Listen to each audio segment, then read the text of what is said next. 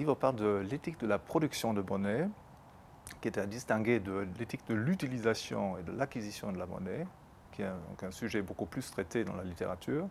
Donc l'éthique de la production de la monnaie s'interroge donc sur la question quelle est, sur le plan éthique, la meilleure manière, ou quelles sont les mauvaises manières de produire de la monnaie.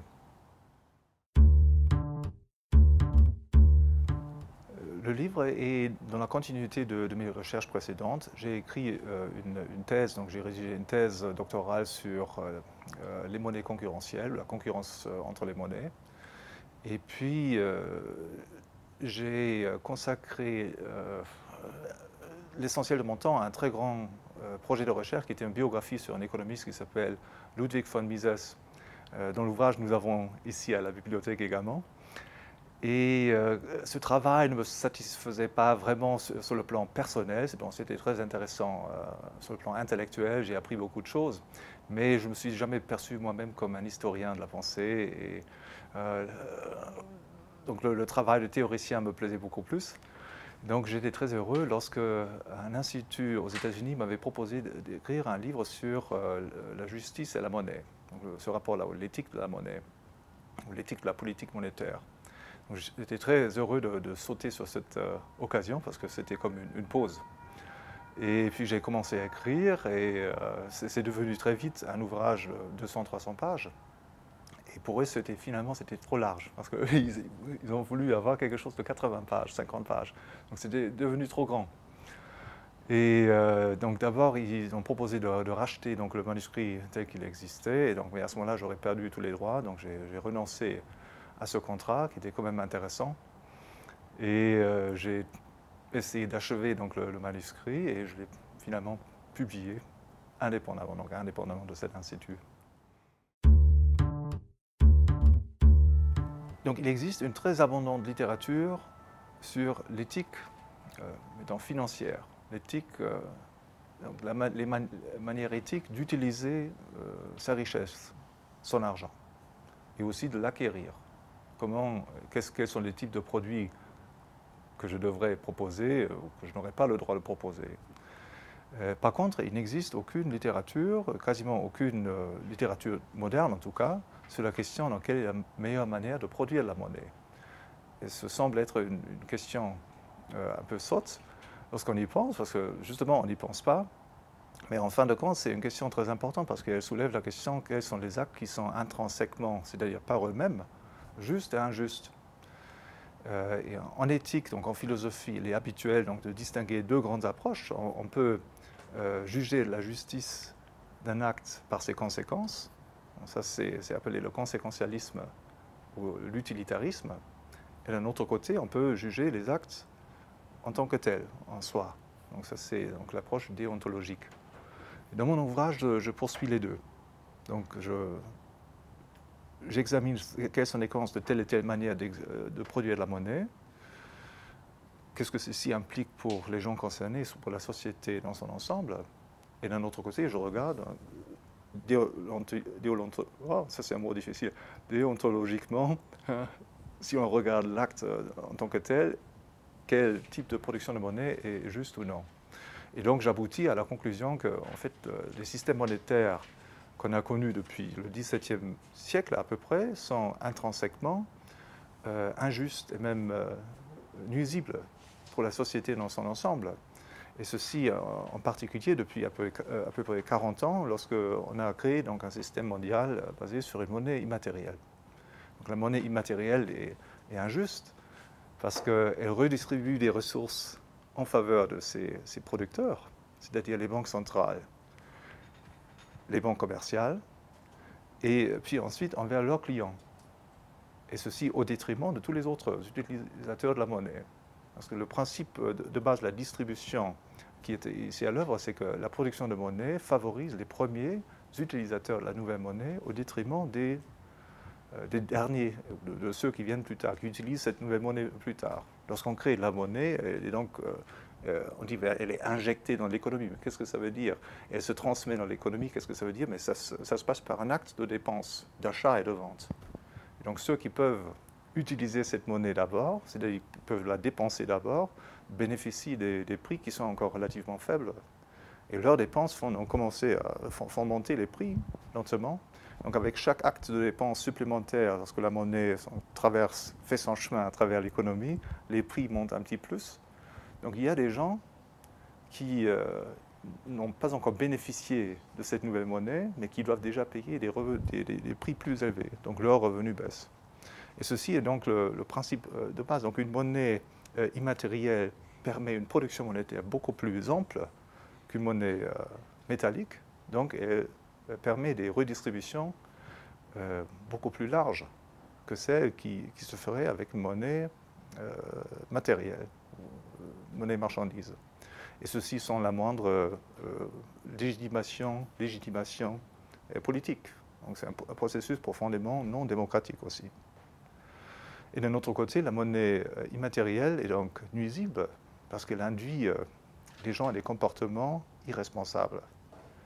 Lorsqu'on sait qu'on on a le support de la Banque centrale, c'est ce qu'on a observé depuis 40 ans sur les marchés financiers, les banquiers et les entreprises d'investissement savent qu'ils bénéficieront du support de la Banque centrale, alors ils commencent à réduire leurs propres précautions.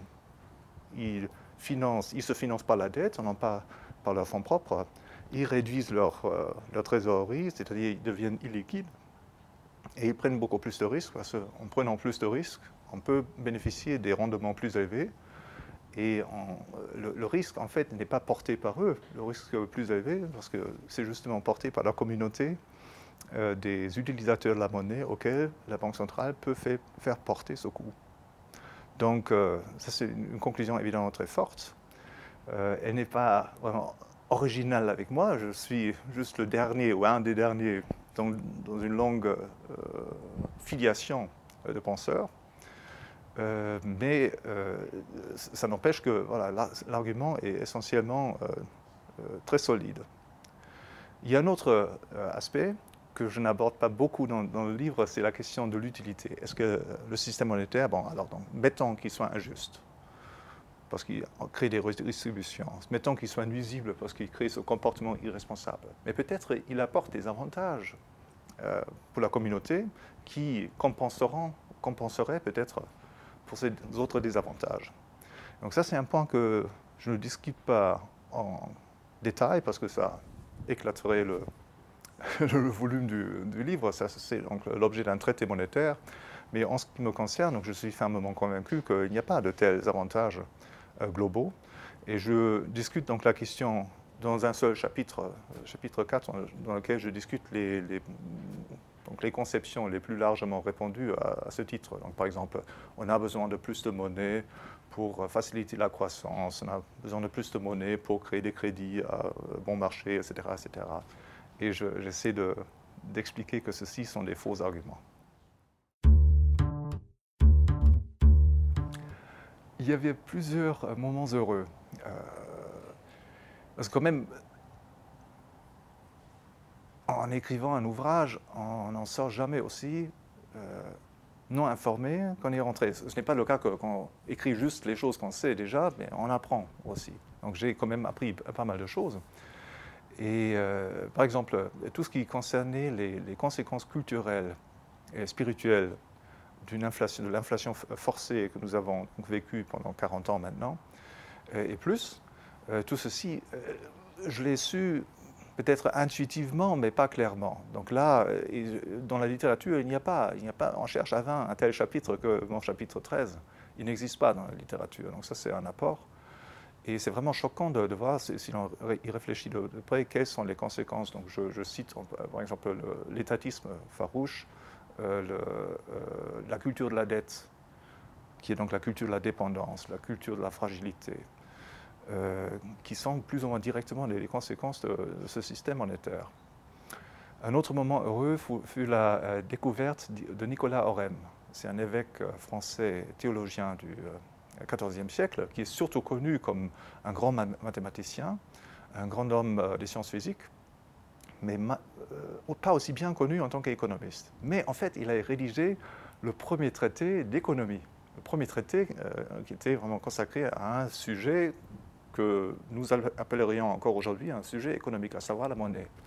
Donc Orem, il soulève toutes les bonnes questions, Est-ce que le roi, aujourd'hui on dirait, est-ce qu'il a le droit d'intervenir dans la production de monnaie? Est-ce qu'il a le droit d'effectuer un interventionnisme monétaire? Et Oren dit non, essentiellement pour les mêmes raisons que je donne aussi.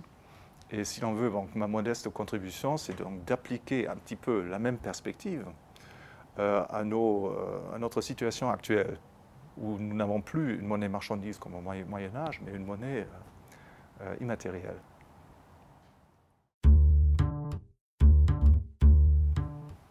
Alors, l'ouvrage termine avec un appel à la réflexion sur les réformes monétaires à mener, parce qu'on ne peut pas en rester là où on est.